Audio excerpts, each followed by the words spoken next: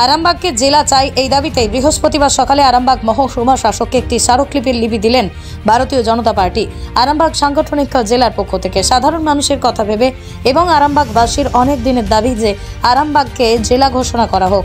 মুখ্যমন্ত্রীর কাছে দৃষ্টি আকর্ষণ করার পাশাপাশি ওই বৈঠকে আরামবাগ জেলা চাই এই বিষয়ে যাতে আলোচনা করা হয় তার অনুরোধ জানালেন সাংগঠনিক জেলার বিজেপি নেতৃত্বরা।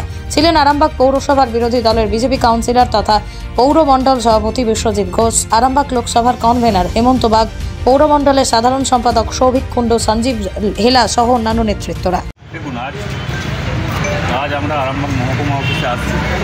আপনারা জানেন গত 12 তারিখ, আগামী 12 তারিখ পশ্চিমবঙ্গ রাজ্যের মুখ্যমন্ত্রী মাননীয় মমতা ব্যানার্জি আরামবাগ সফরে আসছেন প্রশাসনিক সভা করতে এবং রাজনৈতিক সভা করতে।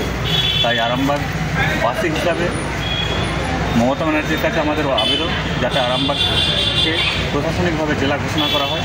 তার জন্যই আজকে আমরা ভিডিওতে এই এসডি অফিসে আসছি। আজকে এসডিওকে তার উদ্যোগ দিচ্ছি ভারতীয় জনতা পার্টির পক্ষ থেকে। দাদা একটু পরিচয়টা। হেমন্ত বাগ, আরামবাগ লোকসভার কনভেনার।